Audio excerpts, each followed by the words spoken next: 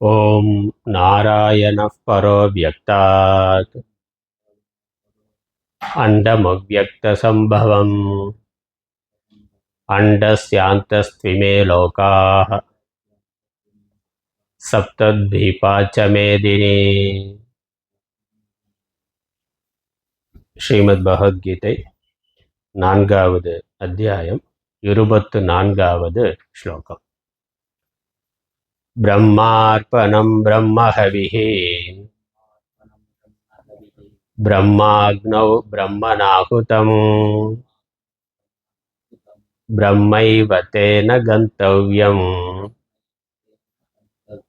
பிரம்ம கர்ம சமாதினா.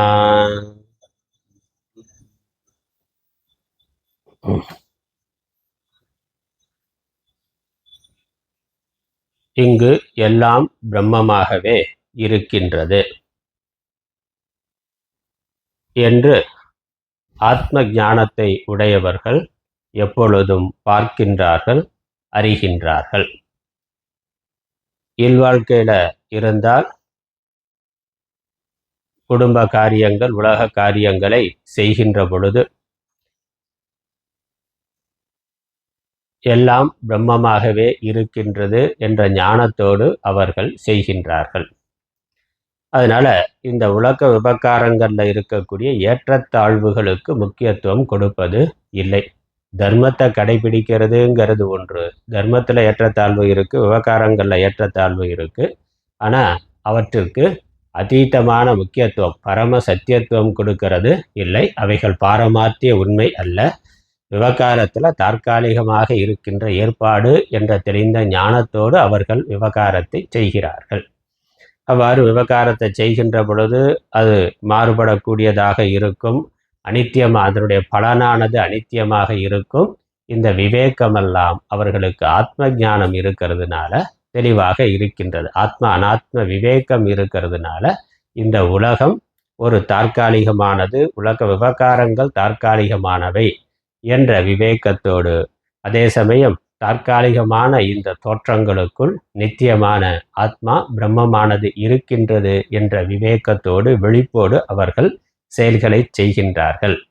அதனால இந்த உலகத்துல எதன் மேலும் அவர்கள் நிரந்தரமான விருப்பத்தையோ நிரந்தரமான வெறுப்பையோ கொள்வது இல்லை.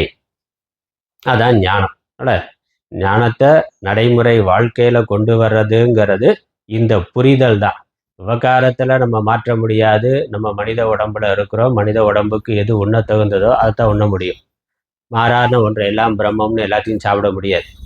அதே மாதிரி தான் தர்மத்தின்படி எதை நம்ம இருக்கிற காலத்தில், இருக்கிற தேசத்தில் எந்த தர்மத்தை, எந்த ஆச்சாரத்தை கடைபிடிக்க வேண்டுமோ அதை செய்து கொண்டுதான் இருக்க வேண்டும்.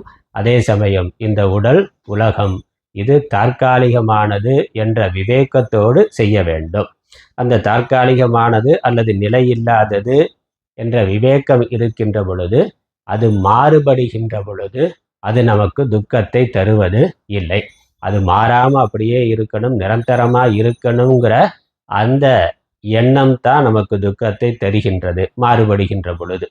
அது அஞ்ஞானத்தில் இருக்கிற காலத்தில் உலகத்தை சத்தியம் நினைத்தோம், இது எல்லாமே நிரந்தரமாக இருக்கும், இப்படியே இருக்கும் என்று நினைத்தோம். ஞானம் வந்த பிறகு நிரந்தரமானது ஒன்றே ஒன்றுதான் ஆத்மா, மற்ற அனைத்தும் நிரந்தரம் இல்லாதவை என்ற விவேகம். அந்த விவேகத்தோட உலகத்தை அணுகுதல், உலகத்தை பார்த்தல்.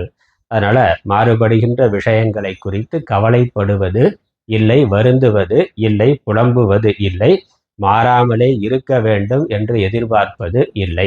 அதனால சென்றது கருதார் நாளை சேர்வது நினையார் கண்முன் நின்றது புசிப்பார்னா.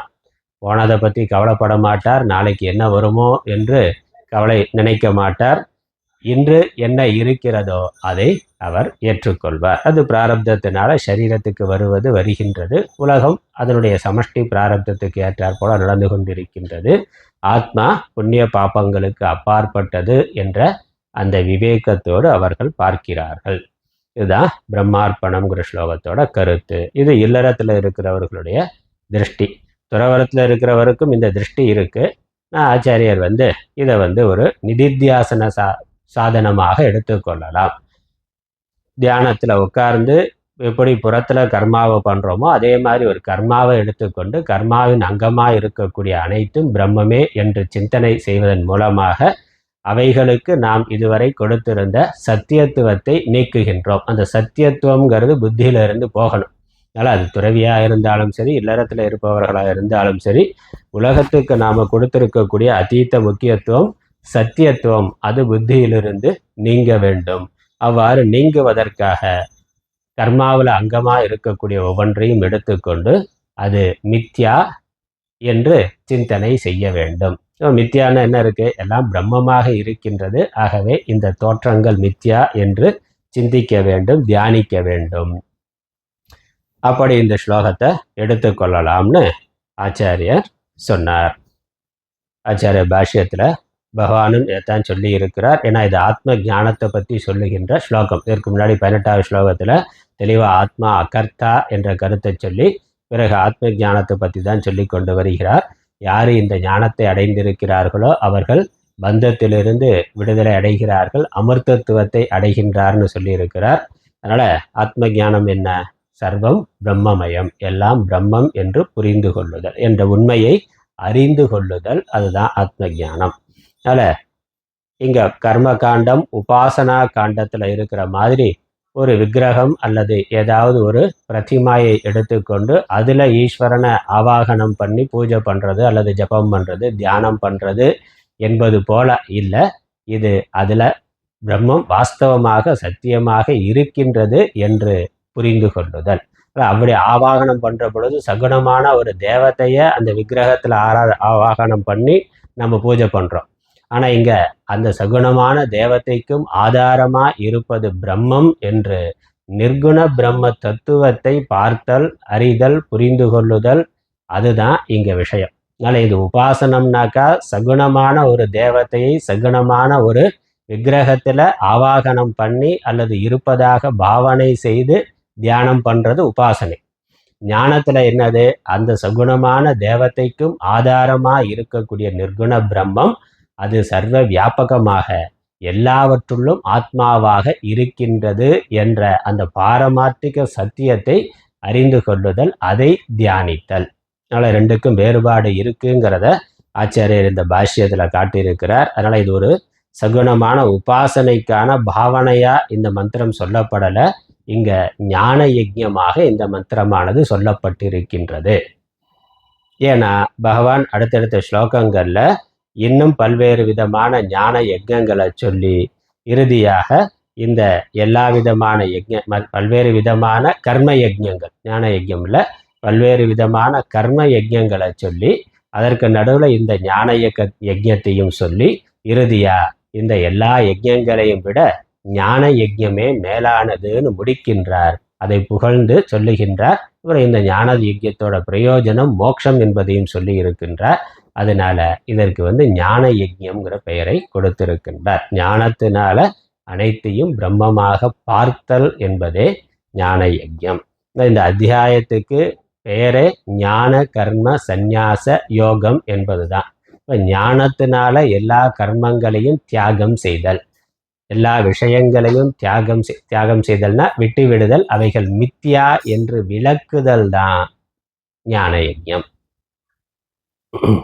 அடுத்த ஸ்லோகத்துக்கு போகிறோம். 25வது ஸ்லோகம். பல்வேறு விதமான கர்ம யஜ்ஞங்களை ஒன்றொன்றா சொல்லிக்கொண்டு பகவான் வருகின்றார். 25வது ஸ்லோகத்துக்கான முகவுரை.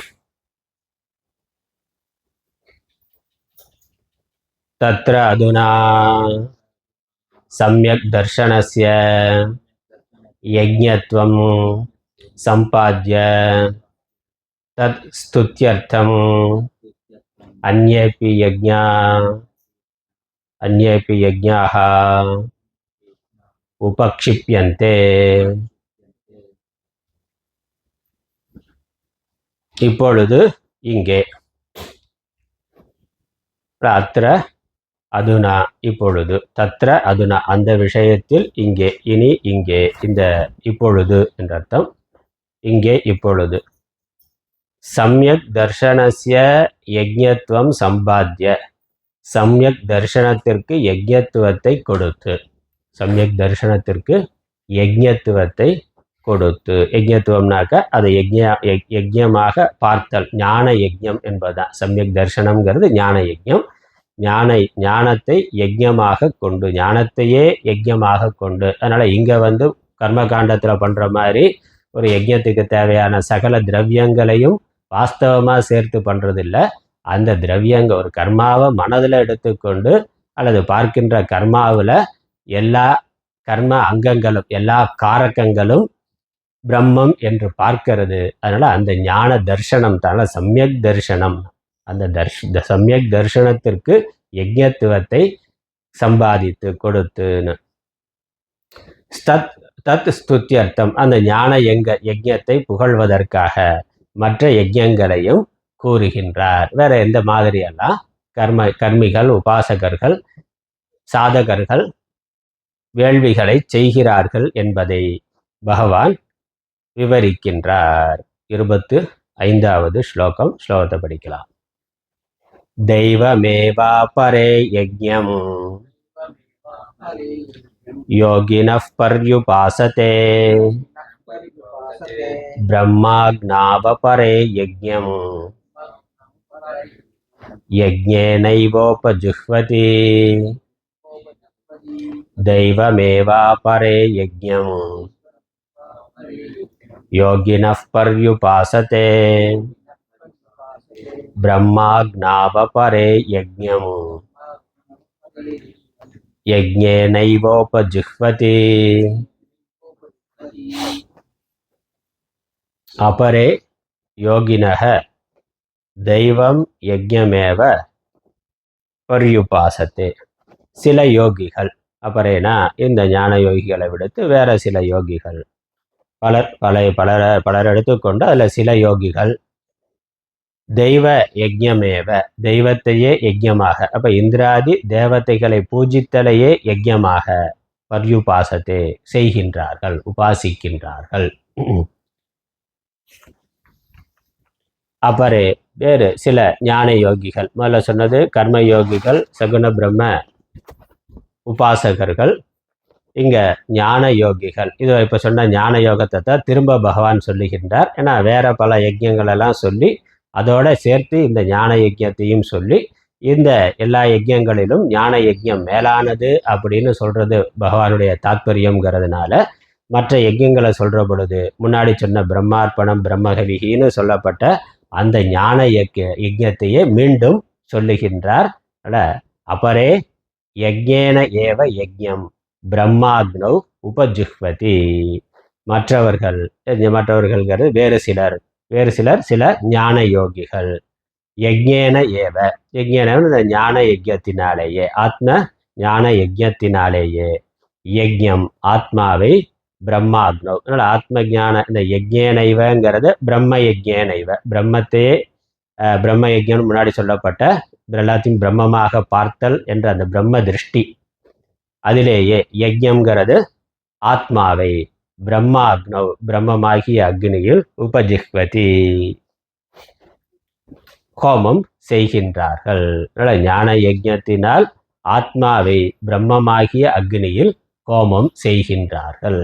இங்கே யஜ்ஞம்ங்கிறதுக்கு ஆத்மா, இந்த யஜ்ஞம்ங்கிற சப்தம் ஆத்மாவை குறிக்கிறது. ஆத்மாவுக்கு யஜ்ஞம்னு ஒரு பேர் இருக்கு. அப்படி ஆச்சாரியர் பாஷ்யத்தில் விளக்கம் கொடுக்கிறார். பாஷ்யம் பார்க்கலாம். அதனால் இங்கே பிரம்மமாகிய அக்னியில் ஆத்மாவை சிலர் யஜ்ஞம் செய்கிறார்கள். முன்னாடி சொன்னது, முதல் வரியில் சொன்னது தெய்வ யஜ்ஞம், தேவதா இந்திராதி தேவதைகளை எடுத்துக்கொண்டு அந்த தேவதைகளை பூஜித்தல் என்பதை தெய்வ யஜ்ஞமாக சொல்லுகின்றார். அது சாமான்யமாக செய்கின்ற யஜ்ஞம். அதனால் கர்மிகள் அல்லது உபாசகர்கள். 2 யஜ்ஞம் இதில் சொல்லியிருக்கிறார். ஒன்று கர்ம யஜ்ஞம், இன்னொன்று ஞான யஜ்ஞம். அதனுடைய பாஷ்யத்தை பார்க்கலாம்.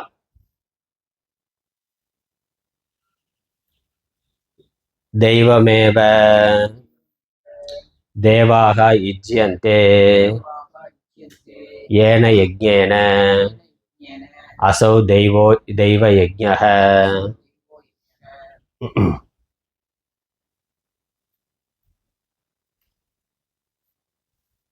தம் ஏவ அபரே யஜ்ஞம் யோகினः கர்மிணः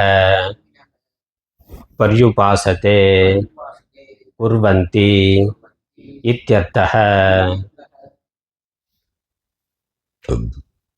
தெய்வமேவ, தெய்வமேவங்கிறதுக்கு விளக்கம் கொடுக்க. தெய்வமேவங்கிறது ஸ்லோகத்தில் இருக்கக்கூடிய வார்த்தை. தெய்வம் ஏவ, அதுக்கு என்ன அர்த்தம்? தேவாக யுஜ்யந்தே ஏன, ஏன தேவாக யுஜ்யந்தே, தேவாக ஏன யுஜ்யந்தே, எதனால் தேவர்கள் பூஜிக்கப்படுகிறார்களோ.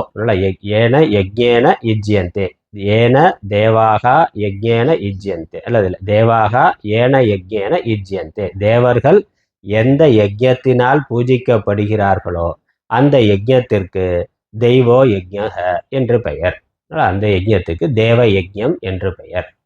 எந்த யஜ்ஞத்தினால தேவர்களை பூஜிக்கணும், எந்த விதமான வழிபாட்டினால் தேவதைகள் பூஜிக்கப்படுகின்றனவோ அந்த யஜ்ஞத்திற்கு தேவ யஜ்ஞம் என்று பெயர். அவ்வளோ, அந்த தேவ யஜ்ஞம்ங்கிற சப்தத்துக்கு விக்கிரக வாக்கியம் சொல்லியிருக்கிறார்.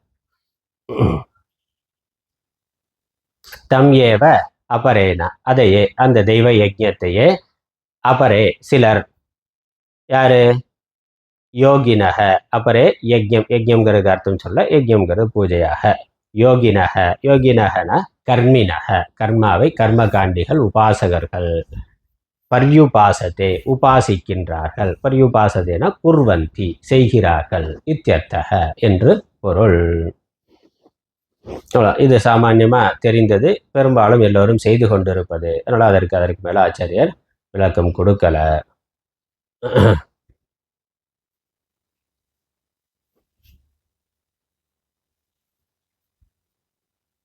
அடுத்த வரி பிரம்மாக்னவ் படிக்கலாம். பிரம்மாக்னவ் சத்தியம் ஞானம் அனந்தம் பிரம்ம, விஜானம் ஆனந்தம் பிரம்ம, யத் சாக்ஷாத் அபரோக்ஷாத் பிரம்ம, ய ஆத்மா சர்வாந்தரஹ இத்யாதி வச்சன உக்தம் அசனாயாதி சர்வ சம்சார தர்மவர்ஜிதம் நேதி நேதி இதி நிரஸ்த அசேஷ விசேஷம் பிரம்ம சப்தேன உச்சியதே. இந்த பிரம்மாக்னவ் அப்படிங்கிற வார்த்தையை எடுத்துக்கொண்டு ஆச்சாரியர் விளக்கம் கொடுக்கிறார். முதல்ல பிரம்ம அப்படிங்கிறது, இங்கே பிரம்மங்கிறது எதை குறிக்கிறது என்பதை தெளிவுபடுத்துகின்றார். பிரம்ம என்பது உபனிஷத்துக்களில் சொல்லப்படுகின்ற நிர்குண பிரம்ம தத்துவத்தை குறிக்கின்றது. அதனால் உபனிஷத்தில் இருக்கக்கூடிய பிரம்மத்துக்கான லட்சணங்கள் பல்வேறு உபனிஷத்திலிருந்து மேற்கோளாக காட்டியிருக்கிறார். தைத்திரிய உபனிஷத், பிருகதாரண்ய உபனிஷத்து இதிலிருந்து எடுத்து கொடுத்திருக்கிறார். பிரம்ம என்பது சத்தியம் ஞானம் அனந்தம் பிரம்ம. சத்தியம் ஞானம் அனந்தம் பிரம்மன்னு எது சொல்லப்பட்டிருக்கின்றதோ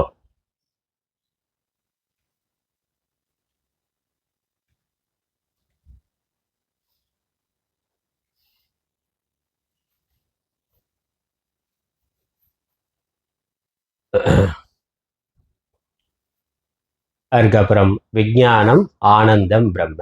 சத்தியம் ஞானம் அனந்தம் பிரம்ம தைத்திரிய உபனிஷத்தில் இருக்கிறது. விஜானம் ஆனந்தம் பிரம்ம பிருகதாரண்ய உபனிஷத்தில் இருக்கிறது. அதுக்கப்புறம் எத் சாக்ஷாத் அபரோக்ஷாத் பிரம்ம, எது சாக்ஷாத் அபரோக்ஷமாக இருக்கின்றதோ அது பிரம்மம், அது பிரம்மம், அதுவும் பிருகதாரண்ய உபனிஷத்து வாக்கியம். அப்புறம் யஹ ஆத்மா சர்வாந்தரக, எந்த ஆத்மா எல்லாவற்றுள்ளும் உள்ளே இருக்கின்றதோ அது பிரம்மம். இத்தியாதி வச்சன உக்தம், இந்த மாதிரியான வச்சனங்களால அசனாயாதி சர்வ சம்சார தர்ம வர்ஜிதம், உண்ணுதல் முதலான எல்லா சம்சார தர்மங்களும் இல்லாததாக, நேத்தி நேத்தி ந இதி ந இதி என்று நிரஸ்த அசேஷ விசேஷ விசேஷம் பிரம்ம சப்தேன உச்சியதே. எல்லா விதமான அடைமொழிகளும், அல்ல விசேஷங்கிறது எல்லா விதமான உரிச்சொல், எல்லா விதமான குணங்கள் மிச்சமில்லாமல், அசேஷம்னா மிச்சமில்லாமல், எல்லா விசேஷங்களும் மிச்சமில்லாமல் எந்த ஒரு பிரம்மத்திற்கு நீக்கப்பட்டிருக்கின்றதோ அந்த பிரம்மம் தான் இங்கு பிரம்ம அக்னி என்று சொல்லப்பட்டிருக்கின்றது. அதனால் பிரம்மங்கிறது நிர்குண பிரம்ம தத்துவங்கிறத இங்கே தெளிவாக சொல்லிட்டாரு. அப்படியே தமிழ்லையும் பார்த்துட்டு போயிடலாம். தமிழில் இருக்கக்கூடிய சுந்தரராஜ சர்மாவுடைய தமிழாக்கம் முகவுரையிலிருந்து பார்க்கலாம். கர்மத்தினால் செய்யப்படும் யஜ்ஞங்கள். இனி இப்பொழுது மெய்யறிவிலே யஜ்ஞத்தை ஏற்றி கூறிய பின் அதனை புகழ்தற் பொருட்டு மற்ற யஜ்ஞங்களையும் பகவான் எடுத்து கூறுகின்றார். அல்லது ஞான யஜ்ஞத்தை புகழ்தற் பொருட்டு மற்ற யஜ்ஞங்களை எடுத்து கூறுகிறார். ஸ்லோகத்தோட தமிழர்த்தம்: மற்றையோர்கள் தேவதைகளுக்கே யஜ்ஞத்தை செய்கிறார்கள். வேறொருவர் பிரம்மமாகிய அக்னியிலே ஆத்மாவை ஆத்மாவினாலேயே ஹோமம் செய்கிறார்கள். விளக்கம் அல்ல தெய்வ யஜ்ஞத்துக்கு விளக்கம்: எந்த யாகத்தில் இந்திரன் முதலிய தேவர்கள் உபாசிக்கப்படுகிறார்களோ அது தெய்வ யஜ்ஞம். அது தெய்வ யஜ்ஞம் ஆகும். சேர்த்துக்கொள்ளணும். தெய்வ யஜ்ஞம்னா இந்திரன் முதலான தேவதைகள் எந்த பூஜையில பூஜிக்கப்படுகிறார்களோ அது அந்த யஜ்ஞத்துக்கு தெய்வ யஜ்ஞம்னு பேர். இப்போ சகுணமா வைத்துக்கொண்டு பூஜிக்கிறதுக்கு தெய்வ யஜ்ஞம்னு பேரு. சகுண பிரம்ம தியானம் அல்லது சகுண பிரம்ம பூஜனம், உபாசனம், இதெல்லாமே. அதே யஜ்ஞத்தை சில கர்மயோகிகள் அனுஷ்டிக்கிறார்கள். அந்த யஜ்ஞத்தை, எப்படிப்பட்ட தெய்வ யஜ்ஞத்தை சில கர்மயோகிகள் செய்கிறார்கள்.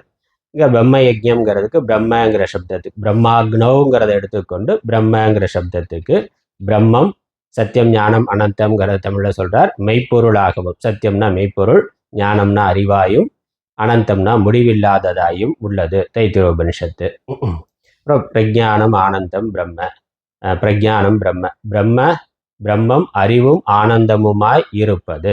அறிவு ஆனந்த சுரூபமாக இருக்கின்றது. அதுக்கப்புறம் எது சமீபத்திலும் தூரத்திலும் உள்ளதோ, எது எல்லாவற்றிலும் உள்ளே உள்ள ஆத்மாவாக இருக்கின்றதோ, சர்வாந்தரக, எல்லாவற்றிலும் உள்ளேனா அது எங்கேயோ இல்லாம எல்லாவற்றிலும் ஆத்மாவாக இருக்கின்றது. அப்படி இருக்கின்றதோ அது பிரம்மம். அதுவே பிரம்மம் என்பன முதலிய ஸ்ருதி வாக்கியங்களால் கூறப்பட்டு, இது ஸ்ருதி வாக்கியங்கள். இதோட தாத்பரியம் என்ன? பசி, நீர், வேட்கை முதலிய எவ்வித சம்சாரத்தன்மையும் இன்றி, பசிதாகம் முதலான விதமான இந்த சரீரத்துக்கு இருக்கக்கூடிய பிரச்சனைகள் எதுவும் இல்லாமல்,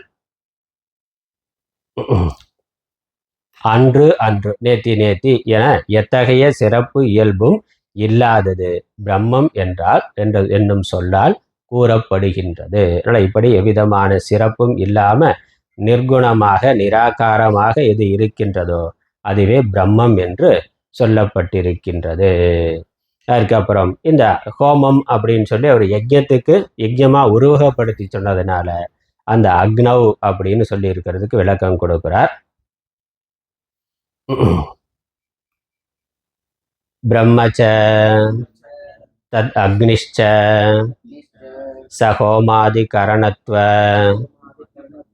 விவக்ஷயா பிரம்மாக்னிஹி தஸ்மின் பிரம்மாக்னௌ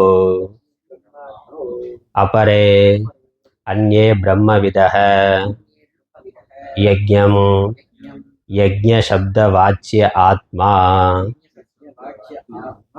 ஆத்மநாமசு யஜ்ஞசப்தஸ்ய பாடாத் ததாத்மானம் தம் ஆத்மானம் யஜ்ஞம் பரமார்த்ததः பரமேவ பிரம்மம். என்ன இருக்கு?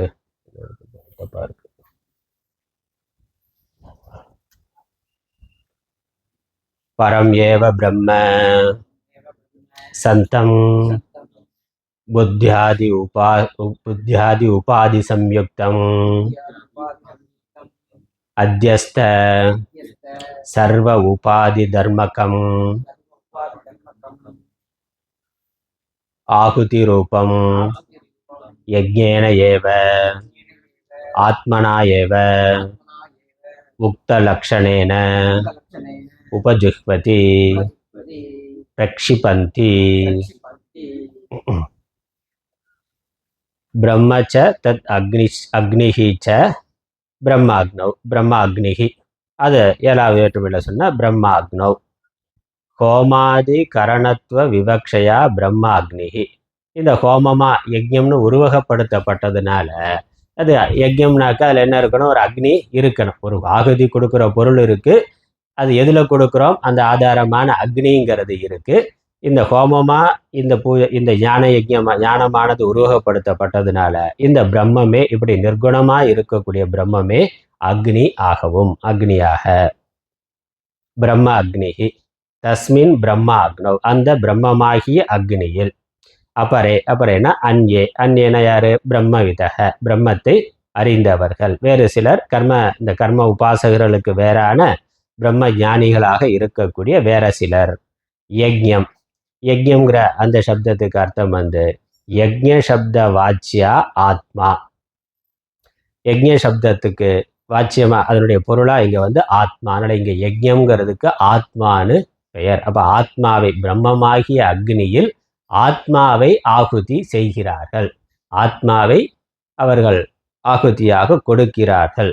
அது எப்படி யஜ்ய சப்தத்துக்கு ஆத்மா நீங்க பேர் சொல்ல முடியும்னா, சொல்ல முடியாது. யஜ்யம்ங்கிறதுக்கு யஜ்யம்னா யஜ்யம் தானே பேர் இருக்கு, யஜ்யத்துக்கு எப்படி ஆத்மானு பேர் சொல்ல முடியும்னா, அதற்காக ஆச்சாரியர் சொல்றாரு, ஆத்ம நாமசு யஜ்ய சப்தஸ்ய பாடாத். இது அகராதியில இருக்குன்ட்டார்.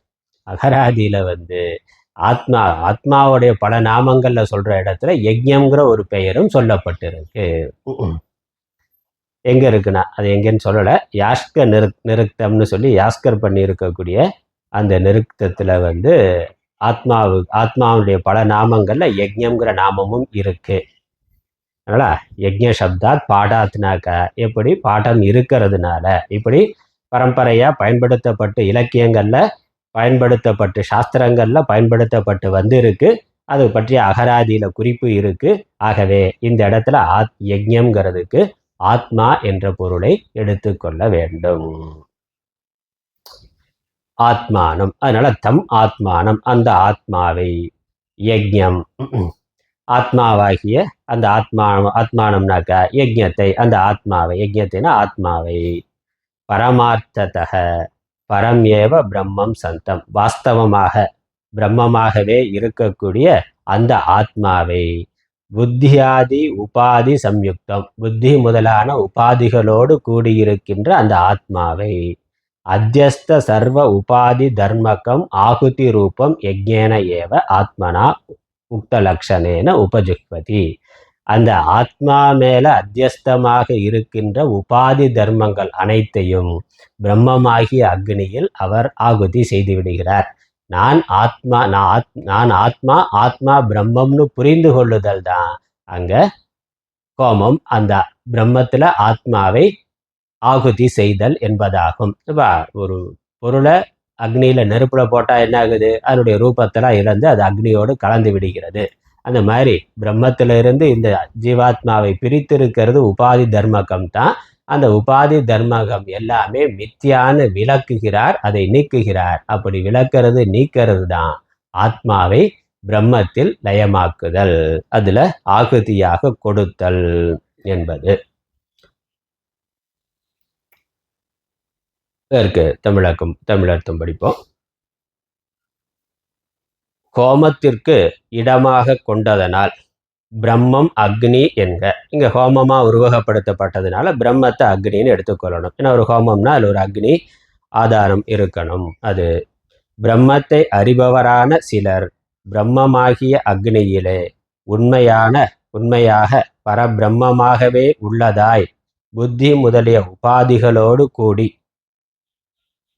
புத்தி உண்மையிலேயே பிரம்மமாத்தான் இருக்கு, ஆனா விவகாரத்துல இந்த புத்தி முதலான உபாதிகளோடு அது சேர்ந்து இருக்கின்றது. அப்படி இருக்கின்ற அதனால் தன்னிடத்து அவ்வுபாதிகளின் தன்மையெல்லாம் ஏற்றப்பட்டு நிற்கும் ஆத்மாவாகிய ஆகுதியை கீழ்கூறிய லட்சணமுள்ள, அதாவது பசி முதலிய எத்தகைய சம்சாரத்தன்மையும் எத்தகைய சிறப்பியல்பும் இல்லாத ஆத்மாவிலேயே அர்ப்பிக்கிறார்கள்.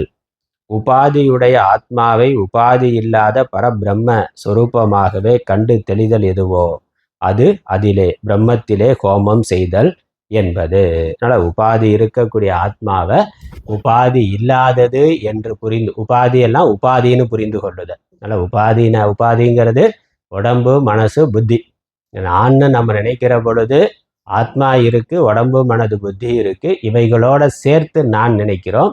இந்த உடம்பு மனது புத்தி அகங்காரம் இது அத்தியஸ்தமா இருக்கு, கல்பனையா இருக்கு, தற்காலிகமானதா இருக்கு, மித்யாவா இருக்கு, பொய்யானதாக இருக்கின்றது. ஆத்மா நித்தியமானதாக, பூர்ணமானதாக, ஏக்கமானதாக, பிரம்மமாக இருக்கின்றது. அப்ப இந்த வேதாந்த சாஸ்திர விசாரம் பண்ணுகின்ற ஞான யோகியானவன் என்ன பண்றான்?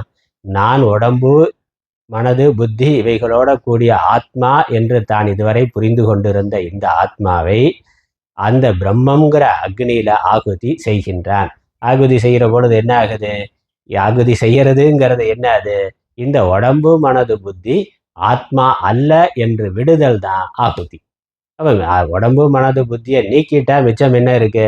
ஆத்மா மாத்திரம் இருக்கு. இந்த ஆத்மாவை அந்த பரபிரம்மமாகிய பிரம்மத்தினிடத்தில் இவன் பரம்பிரம்மமாகிய அக்னியில் இவன் ஐக்கியப்படுத்தி விடுகிறான். ஆனா பிரம்மமே ஆத்மா, ஆத்மாவே பிரம்மம், அல்லது இந்த ஆத்மா பிரம்மமேனு புரிந்து கொள்ளுதல் தான் ஆத்மாவை பிரம்மமாகிய அக்னியில் ஆகுதியாக கொடுத்தல் ஆகும். இவ்வளவுதான். அதனால உன்னிடத்தில் என்னை கொடுத்தேன், என்ன பிரம்மத்தினிடத்தில் ஆத்மாவை கொடுத்தேன், அதான் ஆகுதி. அதனால அக்னி பிரம்மம் தான், சர்வ வியாபகமா இருக்கக்கூடிய பிரம்மம் அக்னி. அதுல ஆத்மாவை இவர் லயப்படுத்தி விடுகிறார். அதற்கு மேல இங்க ஜீவன் ஜீவன் இதுவரைக்கும் இருந்து கொண்டிருந்த ஒரு ஆளு அவன் இப்பொழுது இல்லை, ஆத்மாதான் இருக்கு, அந்த ஆத்மா பிரம்மமாக இருக்கிறது என்று அவன் புரிந்து கொண்டான். புரிந்து கொண்டு அதுவாகவே இருக்கிறான். பிரம்மம் ஆத்மாங்கிற ரெண்டு பேதம்ங்கிறது இல்லாமல் போய்விடுகிறது. அக்னி இருக்கு, அதுல பொருளை போடக்கூடிய அந்த ஆகுதியாக கொடுக்கக்கூடிய திரவியம் இருக்கு. அப்ப அது தனியா இது தனியா இருக்கு. இதை தூக்கி அதுல போட்டா என்னாச்சு? ரெண்டு இல்லை ஒன்றாக ஆகிவிடுகிறது. இங்க ஏற்கனவே அது வாஸ்தவமா ஒன்றாகத்தான் இருக்கிறது. அறியாமையினால உபாதி முதலான தர்மங்கள் ஆத்மா மேல ஏற்றப்பட்டு அது பிரிக்கப்பட்டதாக போல இருந்தது. அந்த அறியாமையை நீக்கிவிட்டான், அது சேர்ந்து விட்டது. சேர்ந்து விட்டதுன்னா என்னது? சேர்ந்து இருக்கிறதா புரிந்து கொண்டார். ஒரு குடத்தை பண்ண உடனே என்ன ஆச்சுன்னா குடத்துக்குள்ள ஒரு ஆகாசம் வந்து விடுகிறது. குடத்துக்கு வெளியே இருக்க ஆகாசமும் உள்ள இருக்க ஆகாசத்துக்கு என்ன வித்தியாசம்? ஒன்றும் கிடையாது. வெளியே இருக்க ஆகாசம் எல்லை இல்லாம பறந்து விரிந்ததா இருக்கு. ஒரு குடத்தை பண்ண உடனே அந்த குடத்துக்குள்ள ஒரு 2 லிட்டர் 5 லிட்டர் ஆகாசம் வந்தது போல இருக்கின்றது. இப்போ உள்ள இருக்க ஆகாசத்தை வெளியே இருக்க ஆகாசத்தோட சேர்க்கறதுக்கு என்ன பண்ணணும்? குடத்தை உடைக்கணும். குடத்தை உடைக்கணும்னா வாஸ்தவமா உடைக்கணுமா என்ன? வெளியே இருக்க ஆகாசம் உள்ள இருக்க ஆகாசம்னு குடம்ங்கிற உபாதியை வைத்து கொண்டு நம்ம நினைக்கிறோமே வெளிய, உண்மையிலேயே ஆகாசம் பிரிஞ்சு போச்சான? அது பிரியறது இல்லை, ஒன்றாகவே தான் இருக்கு. அந்த குடம்ங்கிற உபாதி இருக்கிற வரைக்கும் அது பிரிந்தது போல தெரியும், அவ்வளவுதான். அதனால அதை உண்மையிலேயே குடத்தை உடைச்சுதான் சேர்க்கணுங்கிறது இல்லை. அது பிரிந்து விட்டதாக நினைக்கிற எண்ணத்தை போக்கிட்டா போதும், அவ்வளவுதான். உள்ளே வெளியே ஒரே ஆகாசம் தான் எப்பொழுதும் இருந்து கொண்டு இருக்கு. வெளியே நம்ம ஒன்றும் பானையை பண்ண பிறகு ஆகாசத்தை வெளியே இருக்க ஆகாசத்தை தூக்கி உள்ள போடலை.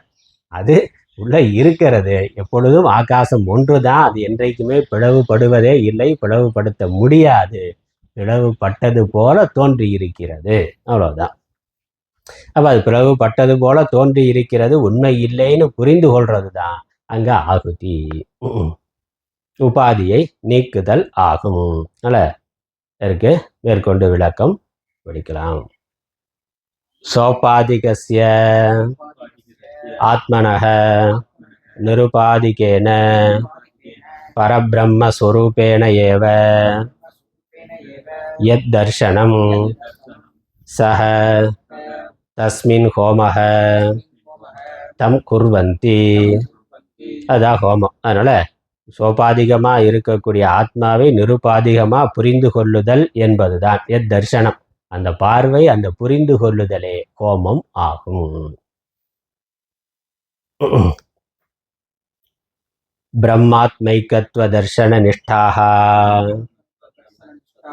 சந்நியாசினஹ இத்யர்த்தஹ. அதனால யார் இந்த ஹோமத்தை பண்ணுகிறார்கள்னா பிரம்ம ஆத்ம ஏகத்துவ தர்சன நிஷ்டாக சந்நியாசினக. பிரம்ம ஆத்ம ஏகத்துவ தர்சனத்தை உடைய சந்நியாசிகள். சந்நியாசிகள்னாக்கா ஞானிகள்னு அர்த்தம். இந்த ஞானம் யாருக்கு தெளிவா இருக்கோ அவர்கள் அனைவரும். இரண்டும் வேற வேற இல்லை என்ற அறிவை விவேகத்தை உடைய ஞானிகள் இவ்வாறு உபாதி தர்மங்களை நீக்குதல் மூலமாக ஆத்மாவை பிரம்மத்தில் கோமமாக செய்கின்றார்கள். கோமம் போல இரண்டையும் ஐக்கியப்படுத்துகிறார்கள் என்பது. சக அயம் சம்யக் தர்சன லக்ஷணः யஜ்ஞः தெய்வ யஜ்ஞாதிஷு யஜ்ஞேஷு உபக்ஷிப்யதே பிரம்மார்ப்பணம் இத்யாதி ஸ்லோகைः பிரஸ்துதः ஸ்ரேயான் திரவ்யமயாத் யஜ்ஞாத் ஞானயஜ்ஞः பரந்தப இத்தியாதினா ஸ்துத்யர்த்தம். அதனால இந்த சம்யக் தர்சன லட்சணமான யஜ்ஞம், சம்யக் தர்சனம்தான் யஜ்ஞம், சம்யக் தர்சனமான லட்சணம் பிரம்மாத்ம ஏகத்துவ தர்சனம்ங்கிறது தான் இங்கே யஜ்ஞம். அந்த யஜ்ஞத்தை மற்ற தெய்வ யஜ்ஞாதிஷு யஜ்ஞேஷு, தெய்வ யஜ்ஞம் முதலான மற்ற யஜ்ஞங்களோடு இங்கு பகவான் சேர்த்து சொல்லி இருப்பதற்கு காரணம், முன்னாடி ஆரம்பிக்கிற பொழுதே 24வது ஸ்லோகத்தில் பிரம்மார்ப்பணம்னு ஆரம்பித்து அதை சொன்னார். முடிக்கிற பொழுது மற்ற எல்லா திரவிய யஜ்ஞங்களை விட இந்த ஞான யஜ்ஞமானது மேலானதுன்னு இந்த அத்தியாயத்திலே 33வது ஸ்லோகத்தில் இந்த விஷயத்தை சொல்லி முடிக்க போகிறார். அப்போ பல யஜ்ஞங்களுக்குள்ள இதையும் சொல்லி இந்த எல்லா யஜ்ஞங்களுக்குள்ளும் ஞான யஜ்ஞம் மேலானதுன்னு புகழ்ந்து காட்டுவதற்காக இந்த திரவிய யஜ்ஞத்துக்குள்ள ஞான யஜ்ஞத்தையும் சேர்த்து சொல்லி இருக்கின்றார். அவ்வளோதான். தமிழ் பார்க்கலாம். உபாதியுடைய ஆத்மாவை உபாதி இல்லாத பரபிரம்ம சுரூபமாகவே கண்டு தெளிதல் எதுவோ அது இதில் பிரம்மத்திலே கோமம் செய்தல் என்பது. பிரம்மமும் தானும் ஒன்றென காண்பதிலே உறுதியாக நிற்கும் துறவிகள் அதனை செய்கிறார்கள் என்பது தேர்ந்த பொருள். யாஸ்கர் ஆத்மாவின் பெயர்களுள் யஜ்ஞம் என்னும் சொல்லை எடுத்துச் சொல்வதனால் யஜ்ஞம் என்னும் சொல்லுக்கு இங்கு ஆத்மா என்று பொருள்.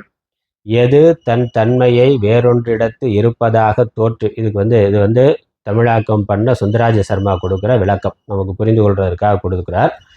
இந்த யஜ்ஞத்துக்கு ஆத்மாவுக்கு ஒரு பேர் யஜ்ஞம்னு சொன்னார். அது எங்கே இருக்குன்னா யாஸ்க நிருத்தத்தில் இருக்குது. யாஸ்கருங்கிறவர் வேதத்துக்கு அகராதி பண்ணி இருக்கிறார். அதனால் நிறையா சம்ஸ்கிருதத்தில் நிறைய டிக்ஷனரி இருக்குது, அகராதி இருக்குது. வேதத்தில் இருக்கக்கூடிய சப்தங்களுக்கு என்ன அர்த்தம் அப்படின்னு யாஸ்கருங்கிற ஒரு ரிஷி பண்ணியிருக்கிறார். அதுக்கு வந்து யாஸ்க நிருத்தம்னு பேர்.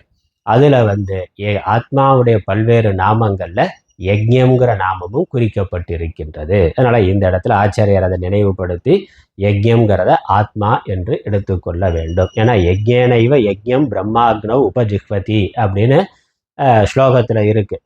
அப்போ யஜ்ஞத்திலேயே யஜ்ஞத்தை பிரம்மமாகிய அக்னியில் ஆகுதி செய்கிறார்கள்னா அப்போ அந்த யஜ்ஞத்தைங்கிறதுக்கு ஆத்மாவைன்னு எடுத்துக்கொள்ளணும். எது தன் தன்மை, உபாதிங்கிறதுக்கு விளக்கம் கொடுக்கிறார். எது தன் தன்மையை வேறொன்றனிடத்து இருப்பதாக தோற்றுவிக்கிறதோ அது உபாதி எனப்படும். அதுக்கு ஒரு உதாரணம், ஒரு ஸ்படிகத்தின் அருகிலே உள்ள செம்பருத்தி பூவானது தன் தன்மையாகிய சிவப்பு நிறத்தை அந்த ஸ்படிகத்திலே இருப்பதாக தோற்றுவிக்கின்றது. ஒரு தூய்மையான ஸ்படிக லிங்கத்துக்கு, ஸ்படிக கல்லுக்கு பக்கத்தில் ஒரு பூ இருந்தால் அதோட நிறம் இது அடைந்தது போல் இந்த ஸ்படிக லிங்கம் சிவப்பு கலரில் இருக்கிறதா தெரியும். உண்மையிலேயே சிவப்பு நிறத்தை அடைந்து விட்டதான்னா இல்லை, அந்த பூவோட அருகாமை இருக்கிறதுனால அது சிவப்பு நிறத்தை அடைந்தது போல தெரிகின்றது. அதனால் அந்த இடத்துல அந்த ஸ்படிக லிங்கத்துக்கு செம்பருத்தி பூ உபாதியாக இருக்கின்றது. உபாதியாக இருக்குன்னா அதனுடைய அருகில் இருந்து தன்னுடைய குணத்தை அதன் மேல் ஏற்றி காட்டுகின்றது. அப்படி எது ஏற்றி காட்டுதோ அதற்கு உபாதின்னு பேர். ஏற்றி காட்டப்படுவதற்கு உபாதேயம்னு பேர். ஸ்படிகலிங்கத்துக்கு உபாதேயம்னு பேர். அந்த செம்பருத்தி பூ அந்த புஷ்பத்துக்கு உபாதின்னு பேர். அது மாதிரி இங்கே ஆத்மா அனாத்மா, அனாத்மா ஆத்மா பக்கத்தில் இருந்து தன்னுடைய தர்மங்களை ஆத்மா மேல் ஏற்றி காட்டுகின்றது. அதனால இந்த ஆத்மாவுக்கு அனாத்மா உபாதியாக, உடல் முதலானவைகள் உபாதியாக இருக்கின்றன. ஆத்மா எப்பொழுதுமே ஸ்படிகலிங்கம் மாதிரி நித்திய சுத்தமாக இருக்கின்றது. விவர்ணமாக எவ்விதமான நிறமும் இல்லாததா நிர்குணமாக நிராகாரமாக இருக்குது. ஆனால் உபாதியாகிய உடம்பு பக்கத்தில் இருக்கிற பொழுது ஆத்மா நான் ஆண், நான் பெண், அப்புறம் நான் சுகி, நான் துக்கி, நான் பிறந்தவன், நான் இறக்கக்கூடியவன், இந்த மாதிரி எல்லா தர்மங்களையும் ஆத்மா மேல நம்ம வைத்து பார்க்கிறோம். அப்படி ஆத்மஸ்வரூபத்தை மறைத்து தன்னுடைய தன்மையை ஆத்மா மேல ஏற்றி காட்டுவதனால உடம்புக்கு உபாதின்னு பேரு. ஒரு படிச்சாச்சு. அதாவது அந்த ஸ்படிகமாக தோன்றாது சிவப்பு கல்லாகவே தோன்றுகிறது. ஆகவே ஸ்படிகத்திற்கு செம்பருத்தி பூ உபாதியாம். அதுபோல இங்கும் கண்டுகொள்க. அர்ப்பிப்பது பிரம்மம் என தொடங்கும்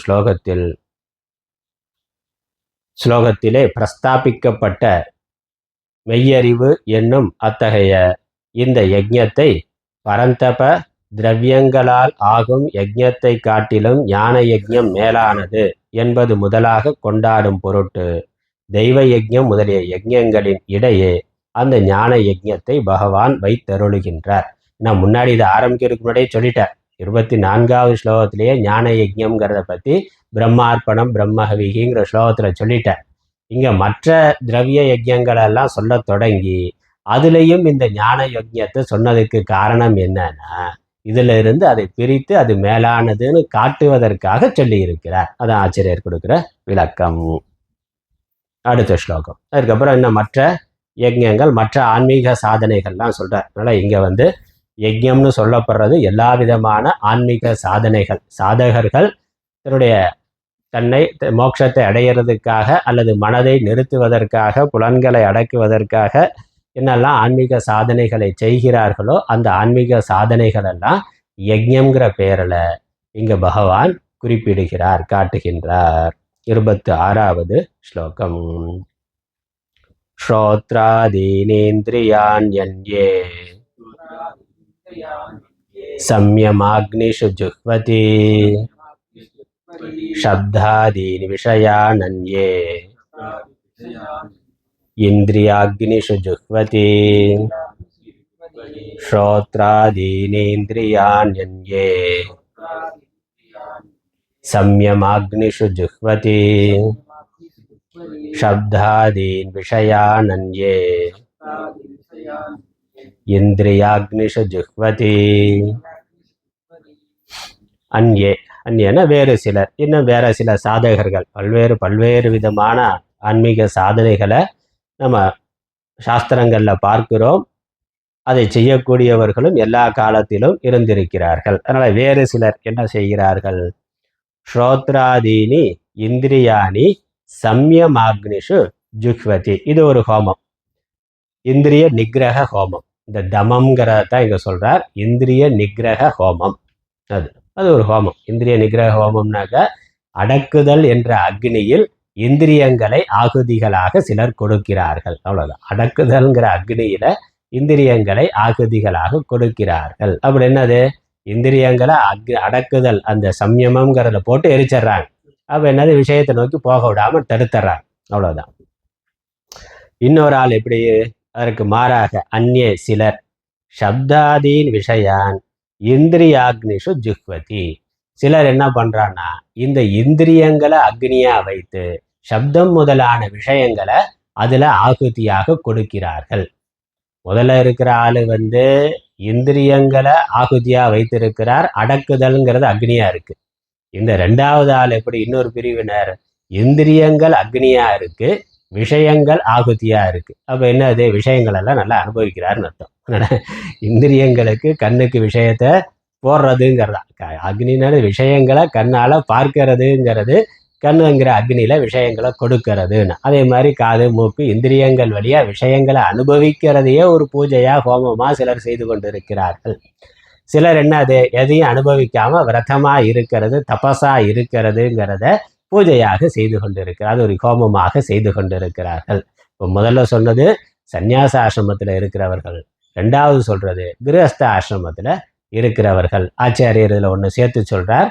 இது ஒரு யஜ்ஞம் பூஜைனாக்கா அதில் புனிதத்தன்மை இருக்கணும். ஆகவே தர்மமான விஷயங்களைங்கிறத சேர்த்துக்கொள்ளணும். இந்திரிய விஷயங்களை இந்திரியங்களுக்கு கொடுக்கறதே ஒரு பூஜைனா, தர்மமான விஷயங்களை இந்திரியங்களுக்கு கொடுக்கிறது. அது இல்லறத்தில் இருக்கிறவர்கள் அப்படி செய்கிறார்கள். சன்னியாசினா என்னது? அவர் போறார், பிக்ஷை வாங்குறார், சாப்பிட்றார். பிக்ஷைக்கு என்ன வருதோ அதான் அது கஞ்சியாக இருக்கலாம், கூழாக இருக்கலாம், ஒன்றும் கிடைக்காம கூட இருக்கலாம். எதுவோ கிடைக்கிறத சாப்பிட்டுட்டு போய்கிட்டு இருக்கிற இல்லறத்தில் கிரகஸ்தராக இருக்கக்கூடியவங்க என்னன்னா நல்லா வடை பாயாசம் பண்ணி பகவானுக்கு நைவேத்தியம் பண்ணிட்டு பிரசாதமாக அவர் எடுத்து உள்ளே போகிறார். அதனால் ராமநவமி, கிருஷ்ண ஜெயந்தி எல்லாத்துக்கும் பலவிதமான பலகாரங்களை பண்ணி அதெல்லாம் இவரும் சாப்பிட்றதுக்கு தானே என்னெல்லாம் இருக்குமோ அதை பகவானுக்கு நைவேத்தியம் பண்ணிட்டு அதை பிரசாதமாக எடுத்துக்கொள்ளுகிறார். அப்போ அதுவும் ஒரு பூஜை தான். பூஜையோட பிரசாதம் தானே. பகவான் வெளியே இருக்க பகவானுக்கு கொடுத்துட்டு அப்புறம் உள்ளே இருக்க பகவானுக்கு கொடுக்கிறார்கள். அப்போ எல்லா நல்ல போகங்களை அனுபவிக்கிறதுங்கிறது இருக்குது.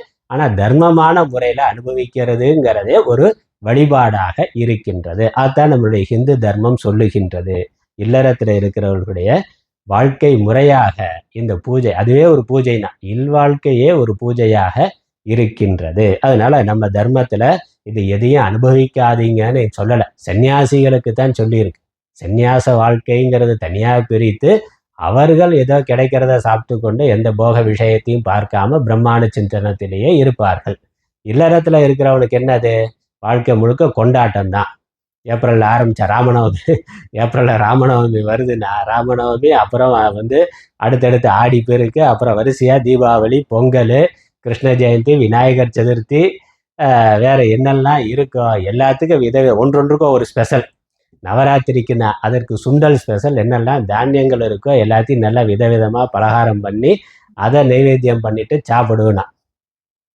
வைகுண்ட ஏகாதசி அன்னைக்கு விரதம், அடுத்த நாள் மற்ற எல்லாத்தையும் வெரைட்டியாக சாப்பிடுவேன். அதே மாதிரி வேற விநாயகர் சதுர்த்தி சொல்ல வேண்டாம், கொழுக்கட்டை, மோதகம் எல்லாத்தையும் பண்ணி விநாயகருக்கு கொடுத்துட்டு சாப்பிடுவேன். கிருஷ்ண ஜெயந்தி இன்னும் வெரைட்டியாக என்னெல்லாம் சீடை முறுக்கு இருக்கோ, எது தீபாவளி, பொங்கல் எல்லாத்துக்கும் அந்தந்த சீசனுக்கு ஏற்றாற் போல, அந்தந்த தெய்வத்துக்கு ஏற்றாற் போல பலவிதமான உணவுகளை சொல்லி எல்லாத்தையும் பகவானுக்கு அர்ப்பணம் பண்ணிட்டு சாப்பிட்டா அதுவே பூஜைனா. இதை செய்யறதையே ஒரு யஜ்யமாக, பூஜையாக, வாழ்க்கையாக சிலர் செய்து கொண்டு இருக்கிறார்கள். இல்லை, இதுதான் யஜ்யம். இதை விதமாக சமைச்சு சாப்பிட்றது தான் யஜ்யம். ஆனால் அது தர்மமான முறையில் பகவானுக்கு சமர்ப்பணம் பண்ணிட்டு, ஏன்னா அந்த பகவானுக்கு சமர்ப்பணம் பண்ணிட்டுங்கிறது வர்ற பொழுது அது ஆன்மீகம் ஆயிடுது. அதில் கண்டதெல்லாம் சாப்பிட்றதுங்கிறது இருக்காது. இப்போ பகவானுக்கு சமர்ப்பணம் பண்ணுறது இல்லைங்கிறதுனால நான் ஆன்லைனில் ஆர்டர் போட்டு வாங்கி சாப்பிட்றான். அதான் பகவானுக்கு சமர்ப்பணம் பண்ண முடியுமா? அதனால் அது அதார்மிகம், சாஸ்திர விரோதம், சாஸ்திர விருத்தம். அதை யஜ்யமாக சொல்ல முடியாது. ஆனால் சாஸ்திரியமான முறையில் பகவானுக்கு பூஜை பண்ணிட்டு பிரசாதமாக எடுத்துக்கொண்ட அது வடை பாயசத்தும் எல்லாமே அது பிரசாதம். அப்போ ஒரு யஜ்யமாக, பூஜையாக ஆகிவிடுகிறது. அதில் ஒரு ஒழுங்கு இருக்குது, பக்தி ஸ்ரத்தைங்கிறது அதில் இருக்கின்றது. ஆகவே அதை யஜ்யமாக சிலர் செய்கிறார்கள். அப்போ அந்த சிலருங்கிறது இல்லறத்தில் இருக்கிறவர்கள். இல்லறத்தில் இருக்கிறவர்களுக்கு இப்படிப்பட்ட யஜ்யமானது சாஸ்திரத்திலேயே சொல்லப்பட்டிருக்கிறது. சன்னியாசிகளாக இருக்கிறவர்கள் இது எதுவுமே வேண்டாம் என்று எல்லாவற்றையும் விலக்கிவிட்டு அவர்கள் மனதை, இந்திரியங்களை மனதில் ஒடுக்கி, மனதை ஆத்மாவில் ஒடுக்கி இருக்கிறார்கள். அப்போ இந்திரியங்களை ஒடுக்கிறது அப்படிங்கிறது தான் அங்கே அவர்களுக்கு யஜ்யம். விஷயங்களை அனுபவிக்காமல் இருக்கிறது தான் யஜ்யம். இதற்கான பாஷ்யம் படிக்கலாம். ஸ்ரோத்ராதி இந்திரியாணி அந்யே யோகினஹ சம்யமாக்னிஷு பிரதி இந்திரியம் சம்யமஹ வித்யதே இதி பகுவச்சனம் சம்யமாக ஏவ அக்னயः தேஷு ஜுஹ்வதி இந்திரிய சம்யமமேவ குர்வந்தி இத்யர்த்தः. சப்தாதி விஷயான் அன்யே இந்திரியாக்னிஷு இந்திரியாணி ஏவ அக்னயः தேஷு இந்திரியாக்னிஷு ஜுஹ்வதி ஸ்ரோத்ராதிபிஹி அவிருத்த விஷய கிரகணம் ஹோமம் மன்யந்தே.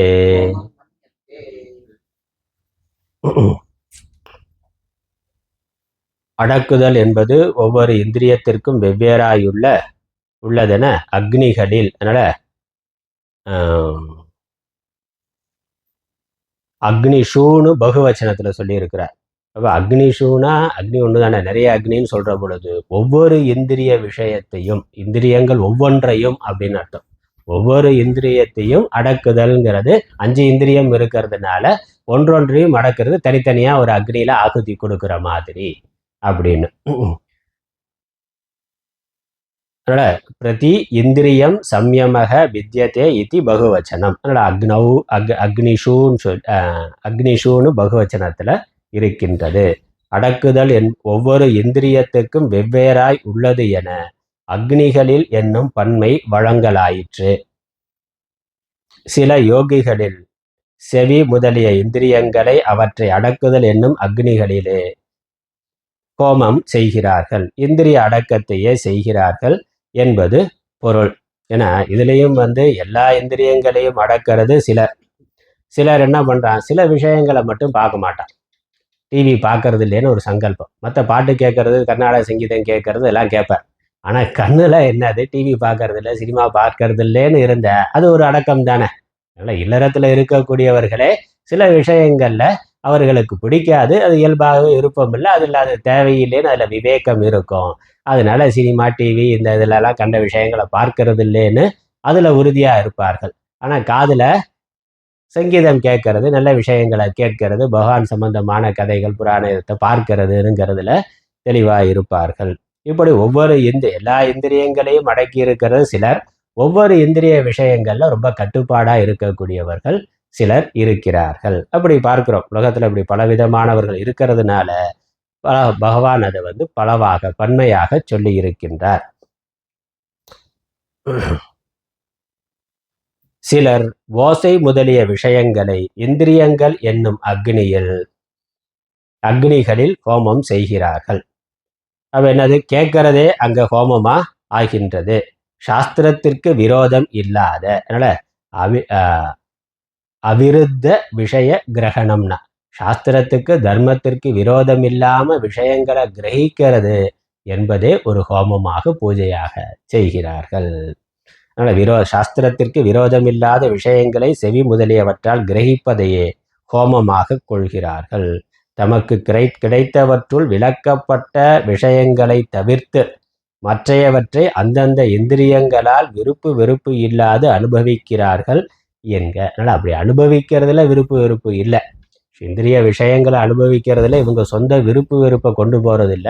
சாஸ்திரம் எதை சாப்பிடலான்னு சொல்லுதோ அதை சாப்பிட்றது, சாஸ்திரம் எதை கேட்கலான்னு சொல்லுதோ அதை கேட்கறது, சாஸ்திரம் எதை பார்க்கலாம்னு சொல்லுதோ அதை மட்டும் பார்க்கறது. அதனால் தர்மத்தை கடைபிடிக்கிறதுலையே விருப்பு வெறுப்பை ஜெயம் பண்ணுறதுங்கிறது வருது.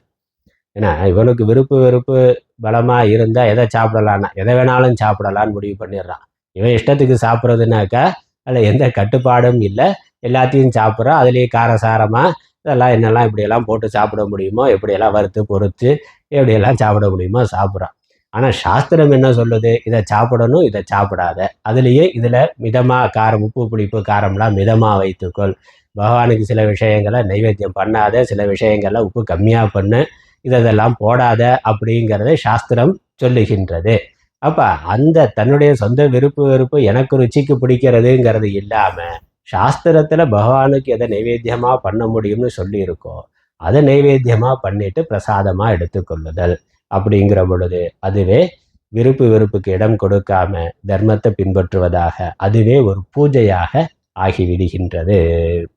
அப்படி சிலர் அதை உறுதியாக கடைபிடிக்கிறார்கள். அப்போ இது இல்லறத்தில் இருக்கக்கூடியவர்கள் இதை இவ்வாறு கடைபிடிக்கிறார்கள். இது சாஸ்திரமே கொடுத்திருக்கக்கூடிய வழிமுறை. அடுத்த ஸ்லோகம் நேரம் போச்சு, ஸ்லோகத்தை மட்டும் படிச்சிருவோம். சர்வானீந்திரிய கர்மாணி பிராண கர்மாணி சாப்பரே ஆத்ம சம்யம யோகாக்னௌ ஜிஹ்வதி ஞான தீபிதே. இந்த ஸ்லோகத்தில் மன அடக்கம்ங்கிறத சொல்கிறார், சமம்ங்கிறத சொல்கிறார். போன ஸ்லோகத்தில் தமம் இந்திரிய அடக்கம் அப்படிங்கிறத சொன்னார். அப்புறம் இந்திரிய விஷயங்களையும் தர்மமான முறையில் அனுபவிக்கிறதே ஒரு பூஜை யஜ்யம்னு சொன்னார். இந்த ஸ்லோகத்தில் மன அடக்கம் சமம்ங்கிறது ஒரு யஜ்யமாக சொல்லப்படுகிறது. மனதை அடக்குதல், கட்டுப்படுத்தல் என்பது இதற்கான பாஷ்யத்தை விளக்கங்களை அடுத்த வகுப்பில் பார்க்கலாம், அடுத்த வாரம் பார்க்கலாம். ஓம் ஈஸ்வரோ குருராத்மேதி மூர்த்தி பேத விபாகினே व्योमवत्याप्तदेहाय दक्षिणामूर्तये नमः। ओम पूर्णमदः पूर्णमिदं पूर्णात् पूर्णमुदच्यते पूर्णस्य पूर्णमादाय पूर्णमेवावशिष्यते। ओम शांति शांति शांति। हरि ओम।